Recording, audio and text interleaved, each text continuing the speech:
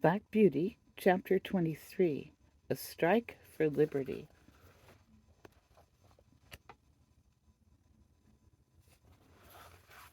One day, my lady came down later than usual, and the silk rustled more than ever. "Drive to the Duchess of B's," she said. And then, after a pause, "Are you never going to get those horses' heads up, York? Raise them at once, and let us have no more of this humoring and nonsense." York came to me first, while the groom stood at Ginger's head. He drew my head back and fixed the reins so tight that it was almost intolerable. Then he went to Ginger, who was impatiently jerking her head up and down against the bit, as was her way now. She had a good idea of what was coming, and the moment York took the rein off the Terret, in order to shorten it, she took her opportunity and reared up so suddenly that York had his nose roughly hit and his hat knocked off. The groom was nearly thrown off his legs. At once they both flew to her head, but she was a match for them and went on plunging, rearing, and kicking in a most desperate manner.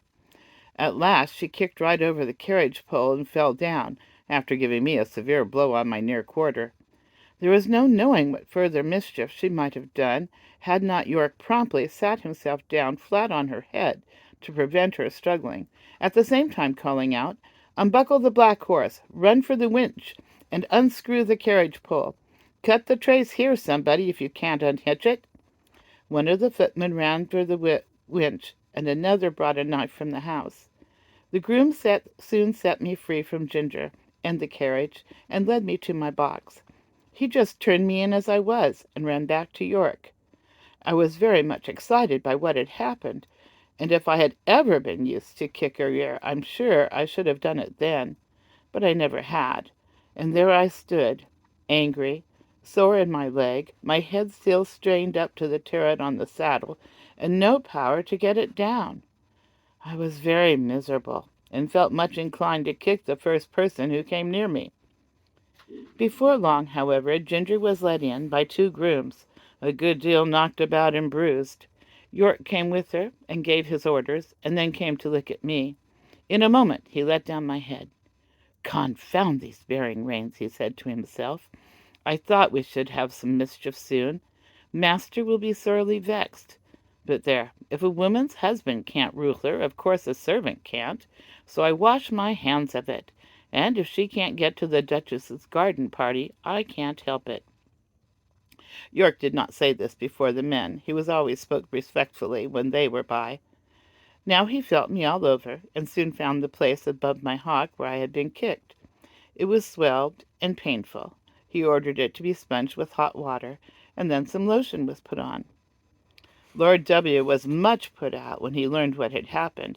He blamed York for giving way to his mistress, to which he replied that in future he would much prefer to receive his orders only from his lordship. But I think nothing came of it, for things went on the same as before. I thought York might have stood up better for his horses. Perhaps I am no judge.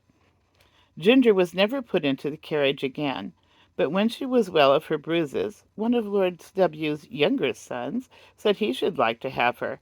He was sure she would make a good hunter. As for me, I was obliged to still go in the carriage, and had a fresh partner called Max. He had always been used to the tight rein. I asked him how it was he bore it. "Well," he said, "I bear it because I must. But it is shortening my life, and it will shorten yours too, if you have to stick to it." "Do you think," I said, "that our masters know how bad it is for us?" "I can't say," he replied, "but the dealers and the horse doctors know it very well. I was at a dealer's once who was training me and another horse to go as a pair.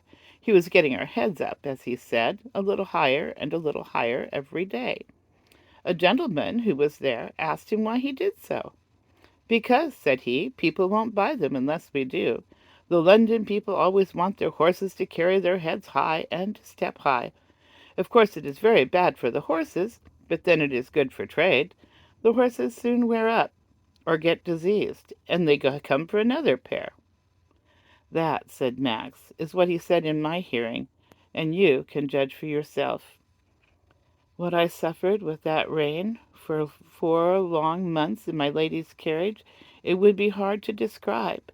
I am quite sure that had it lasted much longer, either my health or my temper would have given way. Before that, I never knew what it was to foam at the mouth, but now the action of the sharp bit on my tongue and jaw, and the constrained position of my head and throat, always caused me to froth at the mouth more or less.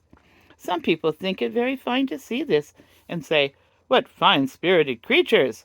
But it is just as unnatural for horses as for men to foam at the mouth. It is a sure sign of some discomfort, and should be attended to. Besides this, there was a pressure on my windpipe, which often made my breathing very uncomfortable.